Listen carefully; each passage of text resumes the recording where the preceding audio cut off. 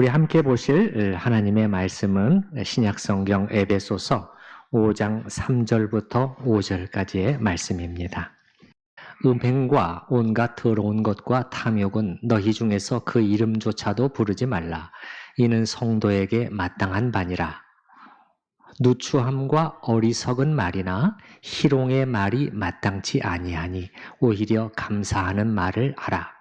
너희도 정녕 이것을 알거니와 음행하는 자나 더러운 자나 탐하는 자 곧 우상 숭배자는 다 그리스도와 하나님의 나라에서 기업을 얻지 못하리니.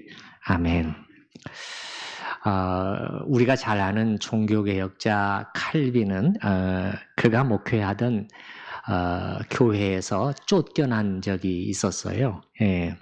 칼빈은 이제 스위스 남부 도시인 제네바를 중심으로 이제 종교 개혁 작업을 진행을 해 나가는 동안에 이 제네바 교회의 담임 목회자였고, 이제 그만큼 이 제네바 교회는 그의 종교 개혁 작업에서 중요한 역할을 하고 있었던 그런 교회였는데, 바로 이 교회로부터 쫓겨난 적이 있었던 것입니다. 칼빈의 개혁 방식에 반대하는 일부 사람들이 이제 주동해서 그렇게 일이 된 것이죠. 그래서 이제 칼빈은 이제 제네바를 떠나서 저 위쪽, 그 북쪽에 슈트라스부르크라는 그러한 지역이 있는데, 이제 그곳에 가서 또 다른 사역을 하면서 지내고 있었는데, 그러다가 일이 어떻게 진행이 되었느냐면은 3년 정도가 지난 후에 제네바 교회가 칼빈을 다시 자신들의 목회자로 모셔오기로 결정을 한 것이에요. 그런데 정작 칼빈 자신은 이런 소식을 접했을 때 자기를 그렇게 힘들게 했던 제네바 교회로 돌아가지 않기로 마음을 먹고 있었어요. 그런데 동료 종교 개혁자인 이 파렐도 같이 쫓겨났는데, 파렐이 칼빈을 설득을 했어요. 그래서 파렐의 간곡한 권고를 받고 칼빈은 기도하는 가운데 그의 이제 생각을 바꿔서 돌아가기로 그렇게 했는데, 이때 그가 파렐에게 보낸 편지에 저 유명한 문장이 나옵니다. 예. 그게 이제 워낙 유명하고 라틴어로 쓴 것인데, 라틴어 문장 자체가 많이 이렇게 돌아다니죠. 저도 거의 외우고 있을 정도인데, Cormeum tibi offero domine prompte et sincere.라는 이 짧은 문장인데 무슨 뜻이냐면은, 주여 나의 심장을 당신께 드리나이다. 즉시 그리고 진심으로. 라는 이 문장이에요. 아마 칼빈이 한 말 중에서 가장 많이 인용되는 그러한 문장이 아닐까 싶어요. 주여 나의 심장을 당신께 드리나이다. 즉시 그리고 진심으로. 이제 이렇게 했는데, 그 심장이 주님께 드리겠다는 그 심장이 무슨 심장일까? 제가 생각할 때는 순종의 심장이 아니겠는가 하는 그런 생각을 해봅니다. 그래서 칼빈이 이제 돌아와서 첫 주일 설교 시간이 이제 되었단 말이죠. 그래서 이제 교인들은 그동안에 이런 큰 일이 있었고 하니까 목사님이 오늘은 설교를 통해서 뭔가 좀 특별한 내용, 자신의 심경을 밝힌다 할지, 3년 동안 생각한 점을 얘기한다 할지, 혹은 앞으로 우리 교회가 바라보고 나아가야 할 개혁의 방향을 명확히 제시한다 할지, 그렇게 하지 않을까라는 그러한 그 생각들도 있었는데, 그런데 칼빈이 그날 1541년 9월이었는데, 9월의 주일이었는데, 택한 설교 본문은 3년 전에 3년 전 1538년 부활주일 마치고 이제 교회를 떠나게 됐는데 타이에 의해서 떠나게 된 거죠. 예.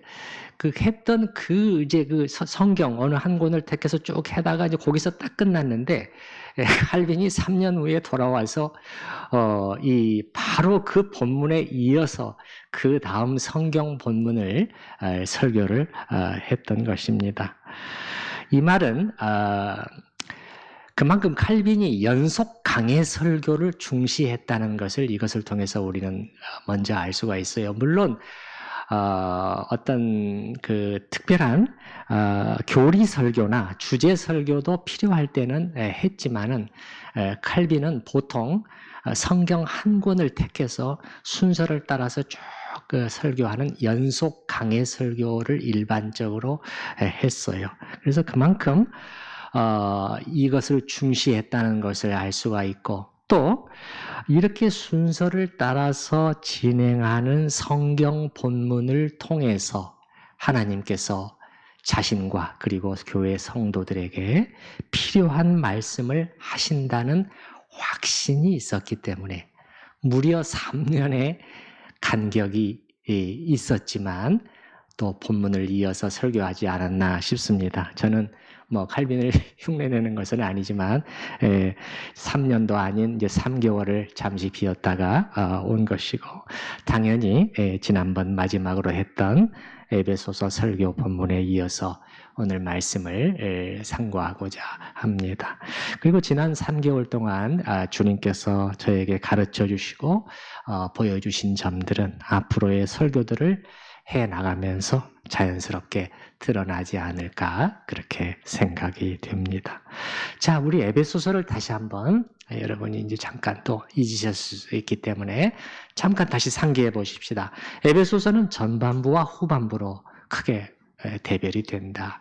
전반부는 1장서부터 3장까지인데 여기서는 주로 원리, 하나님께서 그리스도 안에서 어떤 놀라운 일을 행하셨는가 하는 그 원리를 먼저 제공해주고, 또 그렇기 때문에 우리의 정체성, 그리스도인으로서의 우리의 정체성, 내가 누구냐, 너희가 지금 하나님 앞에서 누구인가 하는 것을 분명하게 상기시켜주는 긴 가르침을 먼저 줍니다.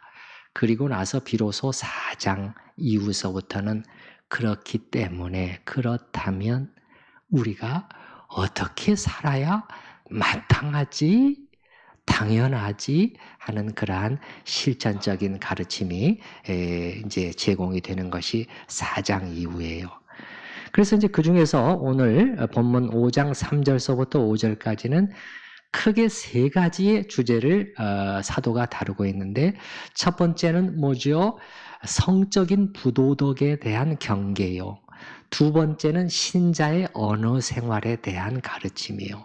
세 번째는 탐욕과 우상 숭배에 대한 것이에요.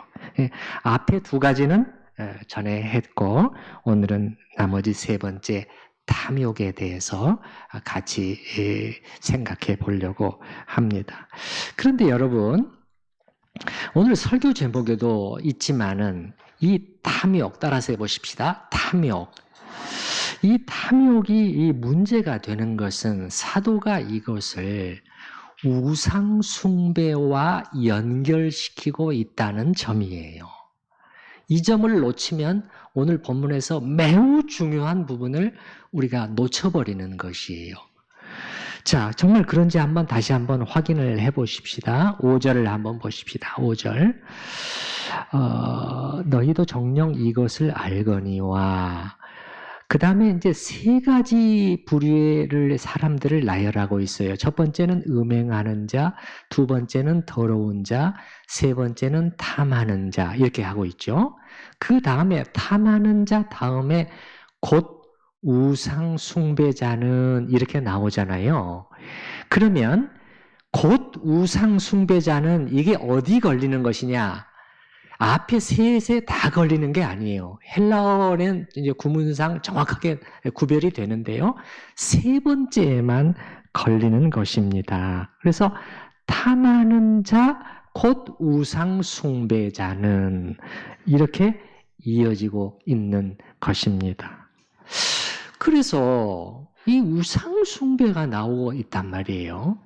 여러분, 우리 그리스도인에게 있어서 우상 숭배가 작은 일인가요? 우리 신자들에게 있어서, 기독교 신자들에게 있어서 우상 숭배 별것 아닌 일입니까?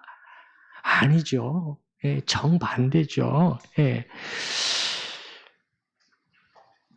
그런데 오늘 본문을 보니까 탐욕은 우상 숭배에 해당한다는 것이에요. 아니, 뭐 돈을 좀 좋아할 수 있고 돈 안 좋아하는 사람들이 있나? 근데 그게 우상 숭배에 해당이 된다고? 이러한 의문이 떠오를 수가 있겠어요. 여러분, 사도가 어찌어찌 하다 보니까 이런 표현이 그냥 입 밖으로 나왔을까요? 아니면 이 편지를 받아서 읽는 성도들에게 뭔가 충격요법을 가하기 위해서 안 되겠다. 우상숭배라는 이러한 아주 큰 이것을 가져와야 되겠다. 그렇게 했을까요? 전혀 그렇지 않아요. 사도는 분명히 이 탐욕이 우상숭배에 해당한다는 확신을 가지고 이것을 쓴 것이 분명합니다. 우리 잠깐 여기를 펴놓고 뒤에 빌립보서 골로새서 3장 말씀을 잠깐 가보십시다. 제 성경으로는 326페이지인데요.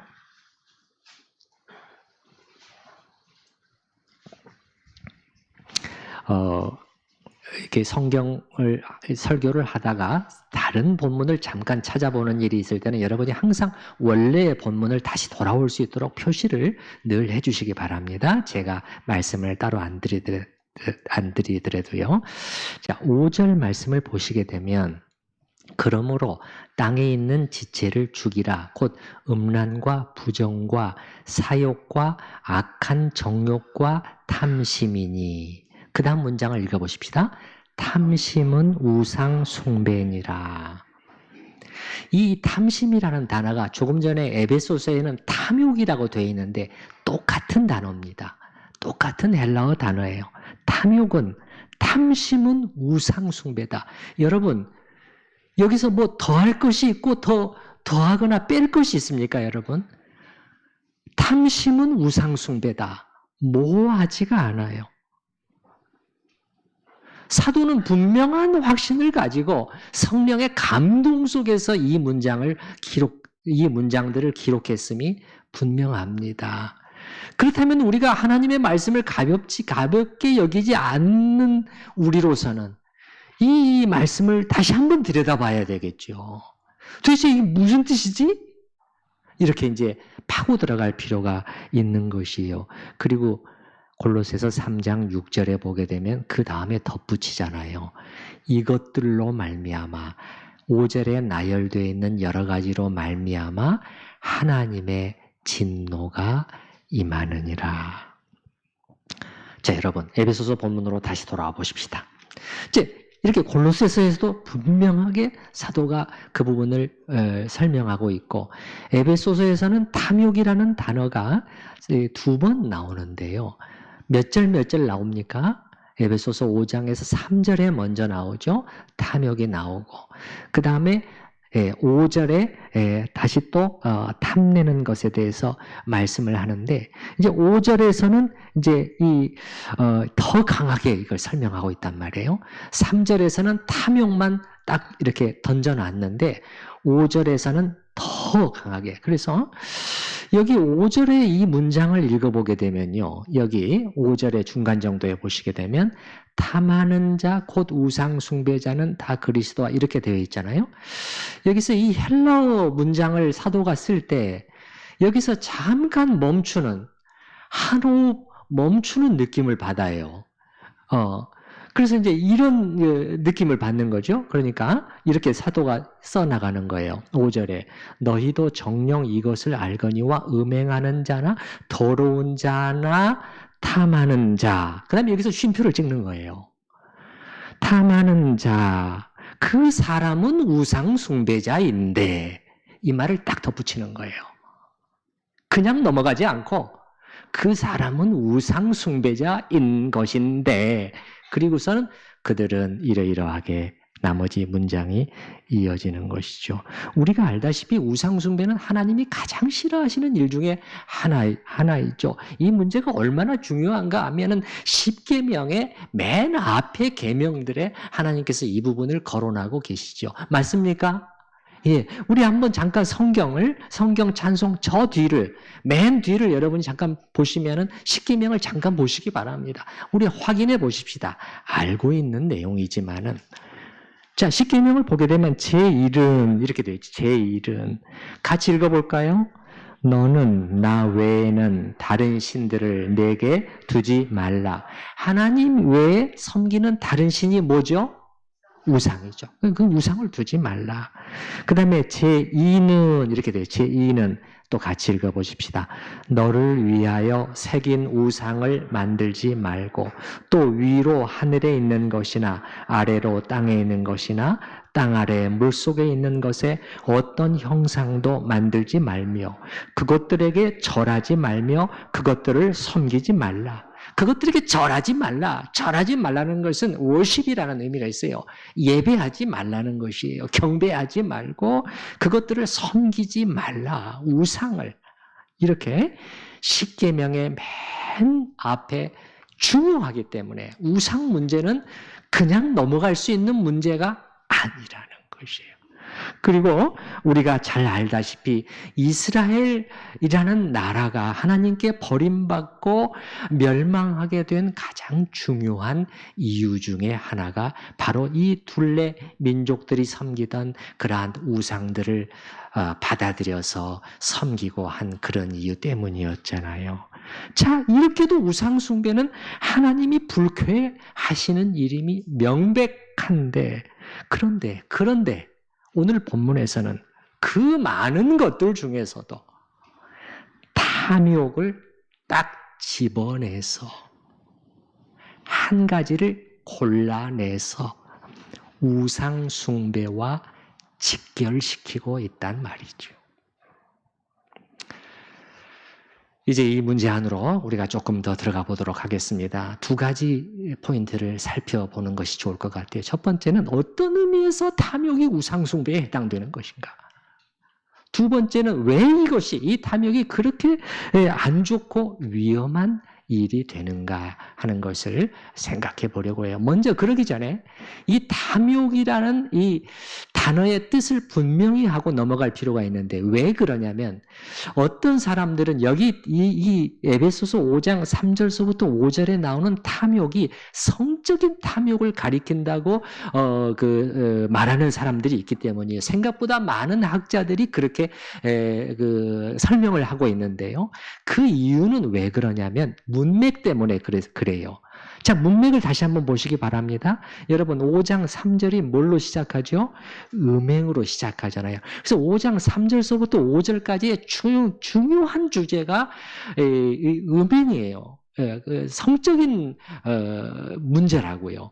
그렇기 때문에 아마 이제 생각을 하는 거죠. 아, 사도가 음행이 중요한 주제인데 뒤에 탐욕이 나온단 말이에요. 아, 그러면은 이것도 이 성적인 탐욕, 그러니까 남의 몸을 탐내는 그 탐심을 특별히 사도가 말씀하는 것이 아닌가, 이렇게 이제 생각을 하는 거지요. 그러고 보면 십계명에도 탐내지 말라라는 계명이 있는데 그 내용 중에 보면은 내 이웃의 아내를 탐내지 말라. 분명히 이 성적인 그러한 부분에 대해서도 성적인 탐냄도 탐욕의 범위에 포함시키고 있단 말이에요. 그런 이유 때문에 이 5장 3절서부터 5절에 나오는 탐욕을 특별히 성적인 탐욕으로 해석하는 분들이 꽤 있는데 결론적으로 말씀을 드리면 적절하지 않습니다. 그는 그 해석은 맞다고 보기 어려워요. 여기 나오는 탐욕은요, 특별한 그런 탐욕을 말하는 것이 아니라 우리가 일반적으로 탐욕, 영어로는 greed잖아요. greed. 그 욕심 그거잖아요. 그거를 가리키는 것인데 그 물질에 대한 탐욕을 가리키는 뜻이에요. 그래서 이 헬라어 단어의 뜻은 뭐냐면은 부를 더 가지려고 하는 지나치고 무절제한 욕망, 부를 더 소유하려고 하는 지나치고 무절제한 욕망, 그게 여기 나오는 탐욕입니다. 그리고 주석학자 딜만이라는 분이 잘 지적한 것처럼 여기 사용되는 헬라어 단어를 봐도 이 탐욕이 성적인 탐욕이 아니라 다른 탐욕이란 일반적인 재물에 대한 탐욕이라는 것을 알 수가 있는데 여러분 잠깐 보십시다. 5장 3절 말씀을 보시기 바랍니다. 여기 보게 되면 5장 3절에 음행과 온갖 더러운 것과 탐욕은 이렇게 세 가지가 나열되어 있잖아요. 근데 우리말에는 and처럼 다 보여요.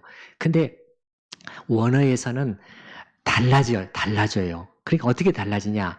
음행과 온갖 더러운 것, 여기는 이렇게 연결이 돼요. 또는 탐욕은 이렇게 해가지고 다른 접속사를 쓰고 있단 말이에요. 그래서 딜만이라는 주석학자는 뭐냐면은 사도는 의도를 가지고 여기서 접속사를 바꾸는 것으로 보인다는 거예요. 앞에 두 가지는 카테고리가 하나라는 거죠. 음행과 더러운 거예요. 이 더러운 것도 음행과 관련된 성적인 부분이라. 그건 한 카테고리로 묶지만 이제서부터 내가 말하는 탐욕은 또 다른 종류를 말하는 것이다라는 것을 분명하게 하기 위해서 다른 접속사를 사용하고 있는 것으로 보인다는 것인데 적절한 맞는 그러한 해석으로 보입니다. 그래서 여기 나오는 탐욕은 재물에 대한 돈에 대한 과도한 욕심을 가리키는 것입니다. 그러면 다음으로 이 재물에 대한 욕심이 여러분 이게 어떻게 해서 우상 숭배까지 해당이 되는 것일까요? 아까도 말씀을 드렸지만 그래도 돈을 좀 좋아해. 그러니까 안 좋아하는 사람이 또 누가 있어? 근데 그거를 가장 큰 범죄일 수 있는 하나님을 향해서 가장 큰 그러한 거스름일 수 있는 우상 숭배? 답은 의외로 간단해요. 복잡하지 않아요.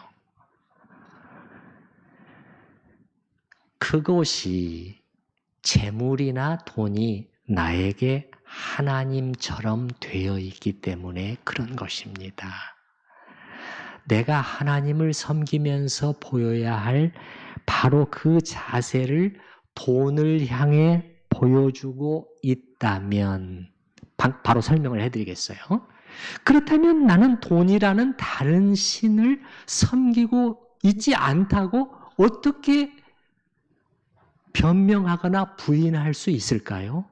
자, 예를 들어 볼까요? 우리가 하나님을 향해서 바쳐야 할 그러한 자세들이 뭐죠? 사랑, 신뢰, 헌신, 복종, 예배, 경배, 숭배, 그 아닙니까? 그런데 이런 것들이 하나님이 아니라 돈을 향해 바쳐지고 있다면 예를 들어서 사랑하는 거죠. 여러분, 돈을 그렇게도 좋아한다는 것은 사랑이에요, 사랑. 돈을 내가 좋아하지만 사랑하지는 않아. 그게 말이 안 되는 것이에요. 말할 수 없이 사랑하는 것이에요. 말할 수 없이 그렇게 좋아한다는 것은. 또 신뢰죠. 돈이여, 너야말로 나의 진정한 보호자로다. 네가 나를 끝까지 이 땅의 생애를 마칠 때까지 나를 지켜줄 수 있는 것은 너밖에 없어. 하나님이 우리의 궁극적인 보호자시고 우리의 생명을 끝까지 주관하시고 우리를 살게 하실 분이 하나님이시거늘 이 자리를 돈에게 넘겨주는 것이에요. 그래서 여러분 구약 성경의 욥기에 보잖아요. 그러면 욥이 만약에 내가 하나님 앞에 이런 식으로 살았더라면 내가 정말 죄 있는 자로 드러나는 것이 마땅하다. 그렇게 말하는데 그 중에 뭐가 들어있냐면 내가 만약에 순금을 향해서 순금이 돈이죠. 골드, 돈이잖아요. 순금을 향해서 너는 나의 의뢰하는 바라. 내가 이렇게 말하고 생각했다면 그 항목이 들어가요. 그래서 사랑을 갖다 주고 신뢰를 갖다 주고 또 헌신과 복종을 돈에게 주잖아요. 예. 헌신해요. 복종해요. 시키는 대로 다 하지 않습니까? 또 숭배하지 않습니까? 숭배하지 않습니까? 그런데 이렇게 돈에게 사랑과 헌신을 바치되 어느 정도로 바치죠? 아니, 우리가 예수님께서 우리가 하나님을 사랑하고 섬기되 어떻게 사랑해야 된다? 어떻게 뭘 다하고? 마음을 다하고 목숨을 다해서 이렇게 주님께서 가르쳐 주셨잖아요. 그런데 돈을 사랑하는 사람들을 보면은 어떻게 삽니까? 그야말로 마음을 다하고 뜻을 다하고 목숨을 다하고 온 힘과 정성을 다해서 그렇게 사랑한단 말이에요. 그렇다면 그 사람은 돈이라는 신을 섬기고 있음이 확실하지 않습니까? 부인할 수 있을까요? 그래서 이디라고 하는 신학자는 이 구절을 주석하면서 이렇게 말을 해요. 만약에 어떤 사람이 어떤 특정한 무언가를 향해서 뭐 그게 돈이든지 무엇이든지 그걸 향해서 최대한의 경의와 존경심을 마음속에 가지고 있고 그리고 아침에 일찍 일어나고 저녁에 늦게 누우면서 자기의 모든 정성을 거기에 다 쏟아 붓고 있다면 그 대상이야말로 그 사람에게는 사랑과 예배의 대상이 되어 있는 것이다. 이렇게 진단을 하는 것이죠. 그분의 말을 제가 읽어드려 볼게요. 탐내는 자는 자신의 소유물을 하나님으로 만든다. 그리고 그것들에게 마음의 전적인 경외를 바친다.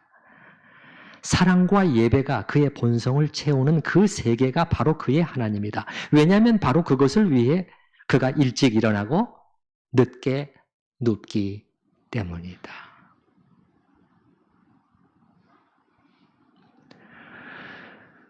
그래서 이 우상 숭배에 해당한다는 이것은 여러분 이미 예수님이 가르치셨죠. 사실은요.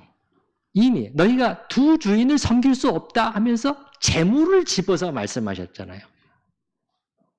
두 주인이라는 것은 두 하나님이라는 뜻이죠. 이 구절은 누가복음 16장 이 구절 2주 전에 우리 박혜영 목사님이 오셨을 때 우리 성도들과 함께 또 같이 나눈 말씀으로 알고 있습니다만은 또 오늘 또 탐욕이라는 주제가 나온단 말이에요. 이것도 우연인가? 하나님께서 우리 교회를, 우리 성도들을 깨끗게 하시기 위해서 진정으로 이게 복 주시기 위해서죠, 사실은. 예. 그렇게 하기 위해서 하나님께서 또다시 짚으시는 것이 아닌가 하는 생각도 해봅니다만 누가복음 16장 그 말씀 다시 읽어볼게요. 집 하인이 두 주인을 섬길 수 없나니 혹 이를 미워하고 저를 사랑하거나 혹 이를 중히 여기고 저를 경히 여길 것임이니라. 너희는 하나님과 재물을 겸하여 섬길 수 없느니라. 근데 여기에 우상이라는 단어는 안 나오지만 이미 주님은 그걸 암시하고 계시는 거예요. 두 주인. 여러분 우리에게 하나님 외에 주인이 또 누가 있습니까? 아무도 없잖아요. 그럼 두 주인이라는 것은 하나님 자리를 차지하려고 하는 또 다른 주인이 있을 수 있다. 그게 재물이야 하고 딱 집어내시는 것이에요. 그리고 섬긴다. 두 주인을 섬길 수 없다. 섬긴다는 것은 이렇게 복종하고 헌신하는, 노예가 주인에게 복종하고 헌신하는 것처럼. 그리고 이 하나님과 재물을 이렇게 되어 있지만은 헬라어 단어로는 마몬이라는 단어인데 우리가 흔히 만몬이라고 부르는 것이에요. 이 만몬이라는 단어는 물론 돈이라는 뜻도 있지만은 또한 돈의 신이라는 의미도 같이 가지고 있는 단어거든요. 그 예수님께서 이 만몬이라는 단어를 특별히 사용하셨단 말이에요. 너희가 하나님과 만몬을 겸하여 예배할 수 없다. 이렇게 하셨단 말이죠. 그래서 우리는 예수님이 특별히 재물을 꼭 집어서 언급하시면서 이렇게 말씀하셨다는 사실을 생각해 보면서 그만큼 재물이라는 것은 우리 삶에서 하나님 역할을 어떻게 해서든지 하려고 최선을 다하고 있고 그렇게 할 수 있는 아주 강력한 파워를 지닌 것임을 알 수가 있어요. 그러니까 모든 유혹이 다 위험하지만 우리 인생 가운데서 특히 돈이 갖는 유혹은 참으로 크고 위험하고 정말 주의하지 않으면 그 돈이 우리의 우상 노릇을 하게 될 수 있다는 것입니다. 그래서 우리는 확인했습니다. 처음에는 아니 뭐 탐욕이 우상 숭배라고 뭐 그렇게까지 그렇게 했는데 아니 안으로 들어가 보니까 만만치가 않아요. 정말 사실입니다. 그 점을 확인했고요. 여러분 그 다음에는 우상숭배의 위험성인데 한 사람이 우상숭배를 하게 되면은 어떤 일이 생깁니까? 결국 그 마음속에서 하나님은 자꾸 주변으로 밀려나시게 되어 있어요. 그리고 그 중심에는 오히려 그 우상이 처음에는 손님 노릇을 했던 그 우상이 이제 주인 노릇을 하려고 한다는 말이죠. 그래서 그 사람 자신은 내가 둘 다 섬긴다고 하지만은 그렇게 안 돼요. 그렇게 안 된다는 것이에요. 이것이 하나님의 백성 이스라엘에게 찾아온 비참한 결과였지 않습니까? 자신들의 생각처럼 되지가 않았습니다. 자신들이 이렇게 생각했어요. 우리는 하나님도 여호와 하나님 안 섬기는 게 아닙니다. 우리가 제사도 드리고요. 우리 다 합니다. 다 하는데 참 좋아 보이거든요. 이방 민족들을 저렇게 강하게 하고 풍성하게 하고 이렇게 하니까 우리 저기도 같이 좀 이렇게 슬그머니 들여왔는데 그러나 결과는 어떻게 됐는가 여러분이 아시잖아요. 결국 그들의 마음속에서 하나님은 점점 밀려나시고 빼앗겼어요. 하나님이. 예. 그리고 또 이게 중요한 것은 이렇게 우리의 마음속에서 하나님이 밀려나시게 되잖아요. 그러면 그 자리에 죄가 들어온단 말이에요. 죄가요. 뭐가 들어와요? 죄가 들어온다는 거예요. 그런지 이게 또 더 큰 문제라는 게 하나님께서 왜 이렇게 말씀을 통해서 우리에게 단단히 주의를 주시는가를 알 수가 있는데요. 하나님이 이렇게 우상에 의해서 밀려나시게 되면 죄가 들어오게 돼요. 이스라엘의 경우를 생각해 보시면 알잖아요. 예, 처음에는 우상 숭배로 영적인 범죄로 시작이 됐어요. 근데 그걸로 끝났습니까?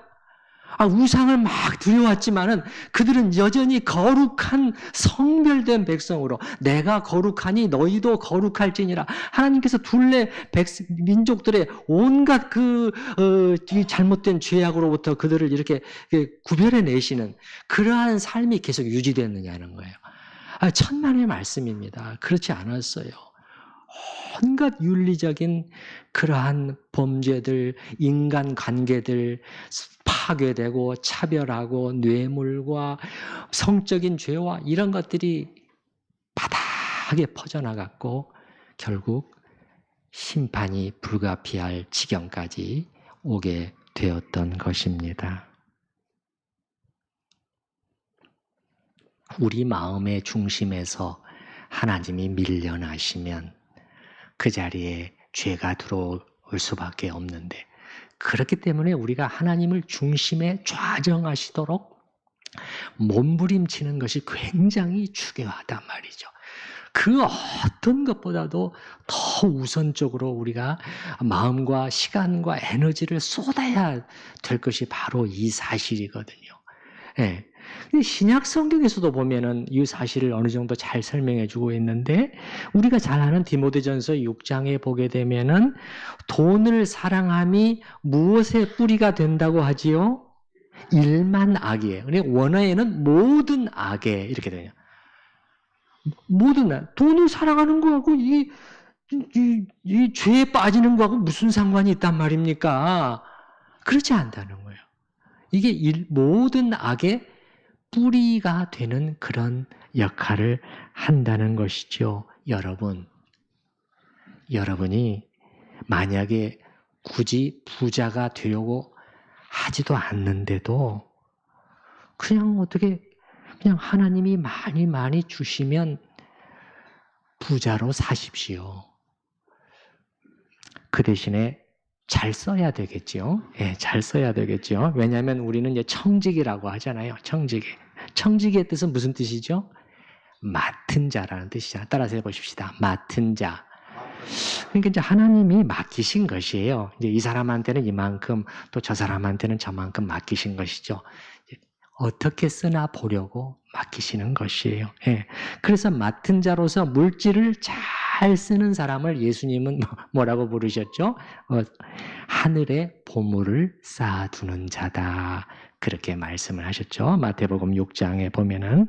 그래서 다시 말씀드리지만 여러분이 전혀 부하게 되려 하지 않았는데도, 그리고 여러분이 정말 하나님 앞에 정직하고 바른 방법으로 행했는데, 그런데 자꾸 돈이 들어와 부하게 되면은 그거는 괜찮습니다. 그렇게 되면, 그러나 여러분 자신이 부하게 되려고 애쓰지는 절대 마시라는 것이에요. 오늘 본문이 가르쳐주는 게 그거예요. 교훈이. 그렇게 되면 여러분이 부하게 되는 쪽으로 마음이 쏠리게 되면, 기울어지게 되면 여러분의 내면은 금방 탐욕으로 가게 되고, 이건 우상숭배로 가는 지름길이라는 것입니다. 그리고 이런 삶은 여러분을 절대 행복하게 하지 않아요. 예.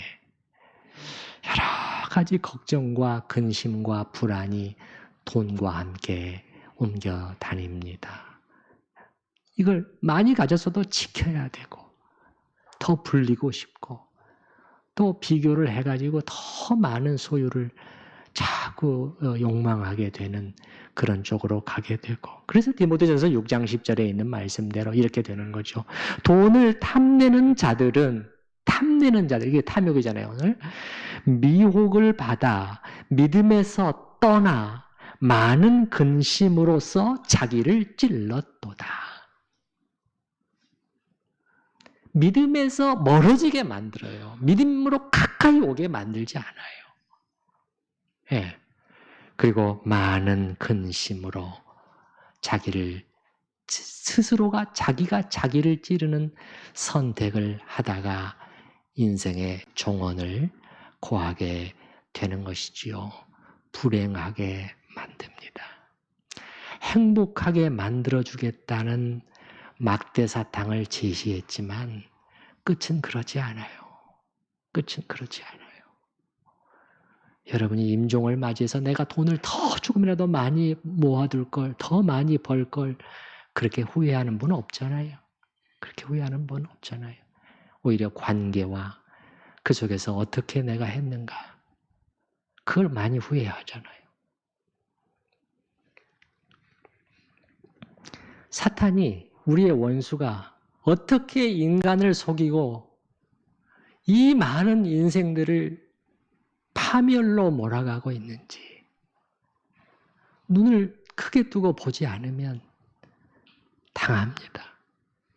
그래서 여러분, 에베소서 5장 여기에 보게 되면 사도는 이것을 알기 때문에, 우리 안에 이 경향성을 알기 때문에 아주 주의를 주고 또 주고 그렇게 하고 있잖아요. 예, 그래서 3절에 보면 음행과 온갖 더러운 것과 탐욕은 너희 중에서 뭐조차도, 그 이름조차도 부르지 말라. 여기엔 탐욕이 당연히 들어가요. 음행은 말할 필요도 없지만 탐욕, 너희 중에서 그 이름도 꺼내지 마라. 이는 성도에게 마땅한 바니라. 거룩히 구별된 사람들을 죄로부터만 구별되는 것이 아니에요. 이 탐욕으로부터 구별돼야 돼요. 성도는 탐욕과 반대쪽에 있는 사람이어야 된단 말이죠. 네, 탐욕과 반대쪽에 있는 사람. 네.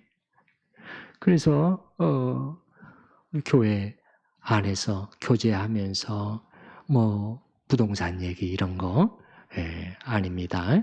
누구는 얼마의 아파트를 팔아서 몇 억을 남겼대. 그런 거 아닙니다. 예, 그거 아니에요. 그거 아니에요. 그런 것을 부러워하게 할 만한 그런 분위기 자체를 조성하면 안 돼요. 우리는 정반대쪽으로 가야 되는 사람들이에요. 그래서 이 탐욕에 대해서는 사도는 3절서부터 5절까지 특별히 탐욕은 우상숭배와 연결시키면서 경고를 던지고 있고, 그리고 5절 맨 뒤를 보시는 것처럼 우상숭배자는 다 그리스도와 하나님의 나라에서 기업을 얻지 못하리니, 이게 작은 표현이 아니라고 말씀드렸어요. 구원과 관련되는 그러한 표현이다. 그런데요. 거룩한 사도가 우리 성도들에게 그 이름조차도 불러서는 안 된다고 당부하는 이것이, 이 돈에 대한 욕심이, 잘 보면 오늘날 기독교 안에서는 살짝 포장이 돼서, 뭘로 포장이 돼서? 복이라는 이름으로 포장을 했어요. 그래서 성도들이 피해야 할 것이 아니라 성도의 마땅한 바니라 그랬는데, 성도들이 피하고 멀리 해야 할 것이 아니라 반대로 추구하고 막 기도하고 또 간절히 사모해야 할 어떤 것이 되어 있는 것은 아닌가 하는 생각을 떨쳐버릴 수가 없습니다. 주여, 돈 많이 버는 복을 주옵소서.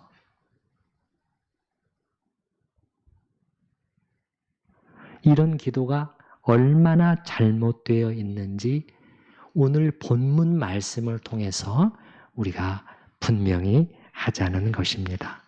그러면 마지막으로 우리가 이 탐욕을, 돈에 대한 유혹을 어떻게 이겨낼 수 있을 것인가? 정말 쉽지가 않습니다. 특히 지금 우리가 살고 있는 이 현대 사회처럼 많이 벌고 많이 소비하고 많이 소유하는 그것이 성공이고 그것이 행복이라는 이러한 가치관, 이러한 생각이 사람들 가운데서 거의 신앙처럼 되어 있거든요. 이거는 신념을 넘어서 종교가 되어 있어요. 그리고 이 부분은 나이 든 사람이나 젊은 사람이나 차이가 없어요. 남녀노소 한결같아요. 이것이 행복이라는 것이에요. 그렇기 때문에 더욱 쉽지가 않습니다. 이런 가운데서 과연 무엇이 우리에게 이겨낼 수 있는 힘을 줄 수 있을 것인가? 저는 생각을 해봤는데, 무엇이 우리의 이 물질에 대한 욕심을 이겨낼 수 있게 할 것인가?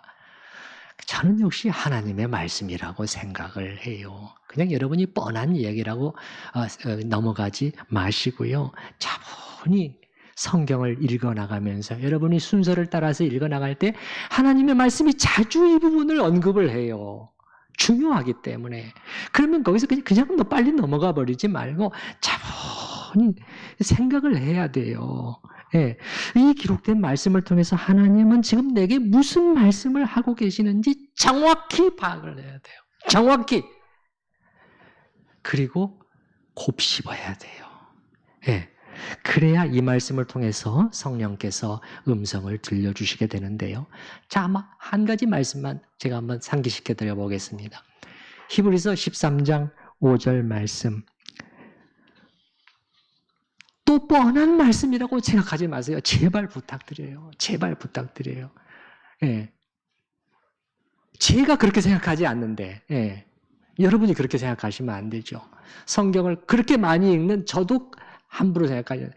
돈을 사랑치 말고 있는 바를 족한 줄로 알라.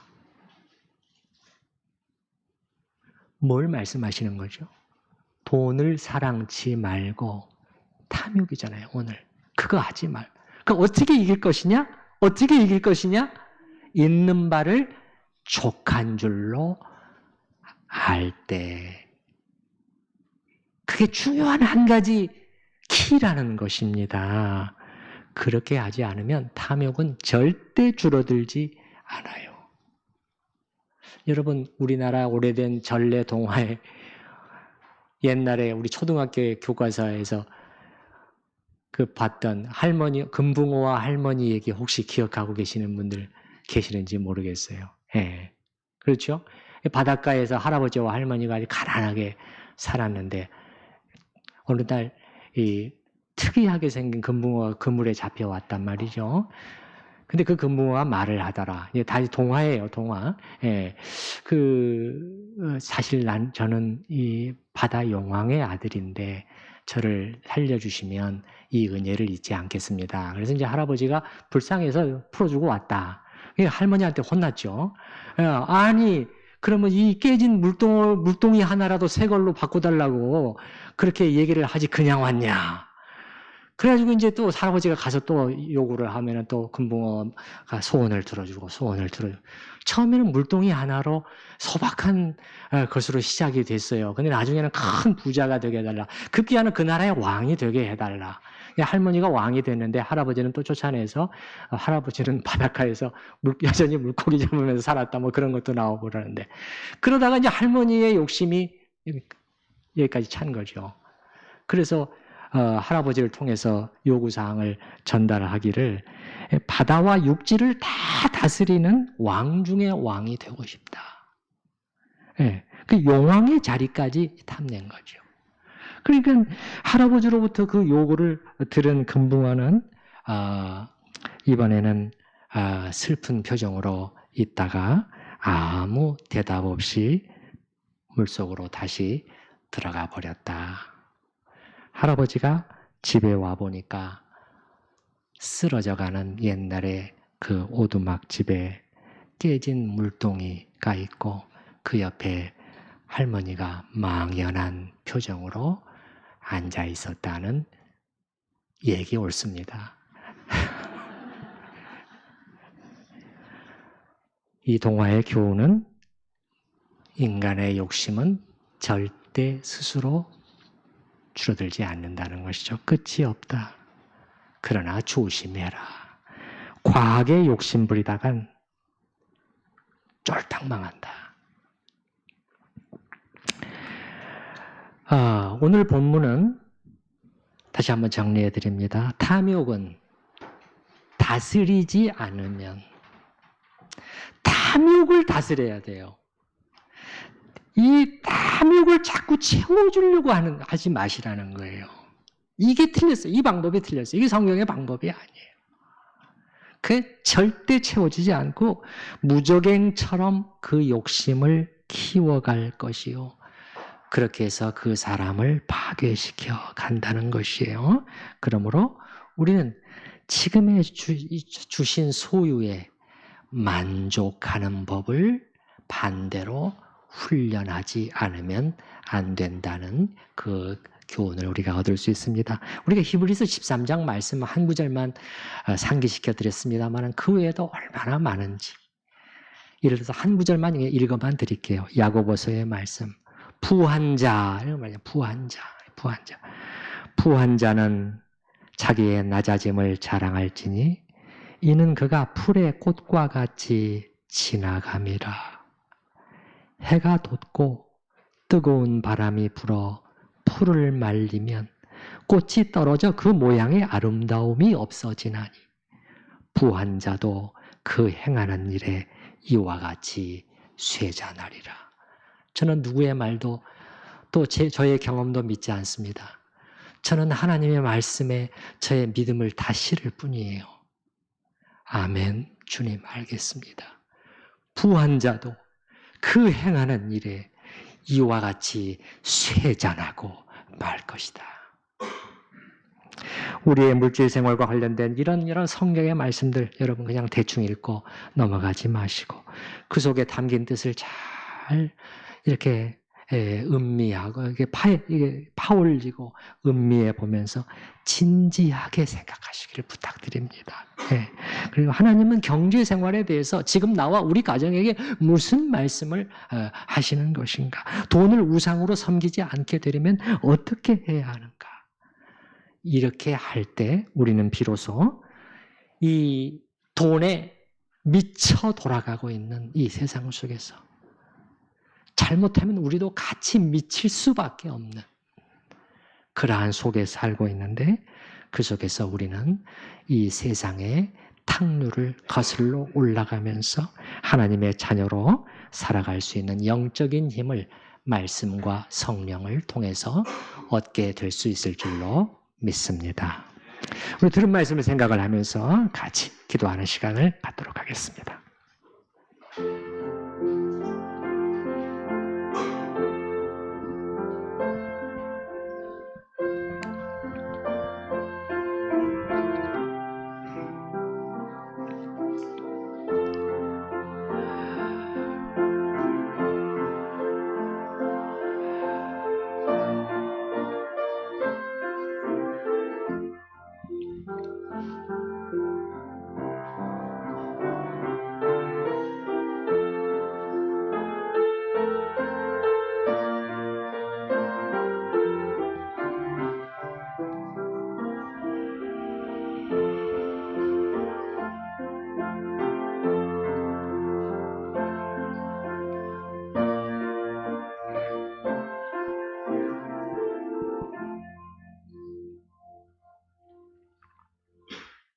하나님의 말씀은 이 아침에 사도의 가르침도 그렇고 또 그보다 먼저 예수님의 분명한 말씀도 그렇고 이 재물을 향한 우리의 자세를 분명히 하지 않으면 신앙생활 제대로 하기 어렵다는 것을 확인시켜 줍니다.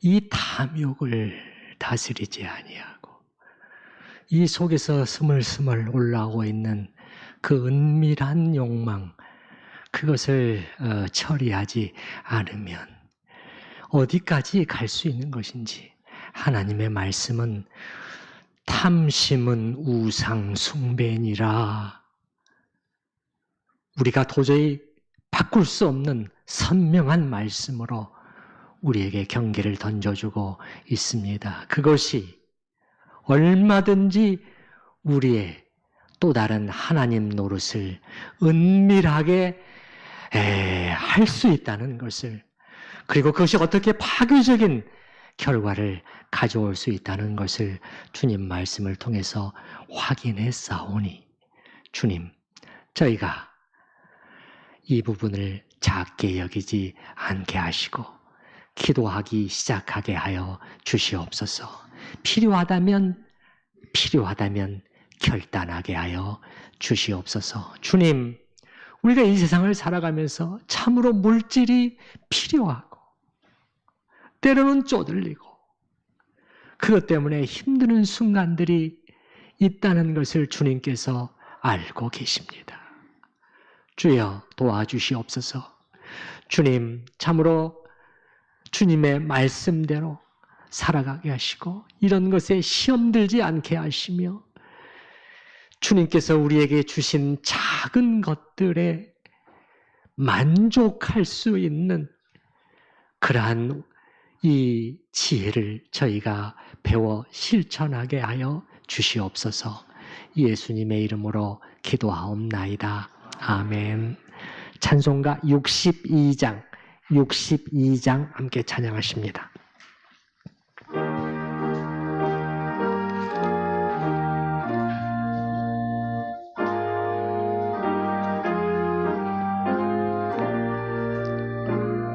조금만 빨리. 고요히 머리 숙여 주님 생각합니다. 머리도 들 곳 없이 고생하시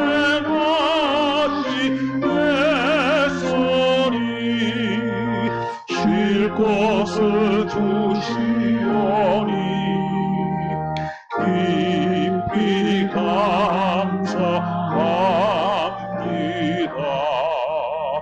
고요히 머리 숙여 하루 생각합니다. 지은 죄만 쌓으니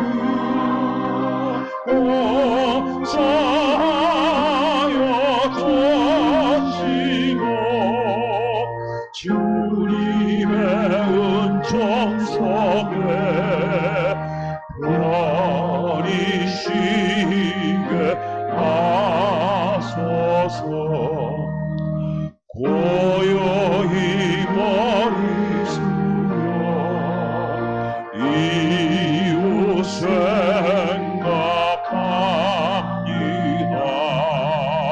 슬픔과 괴로움 중에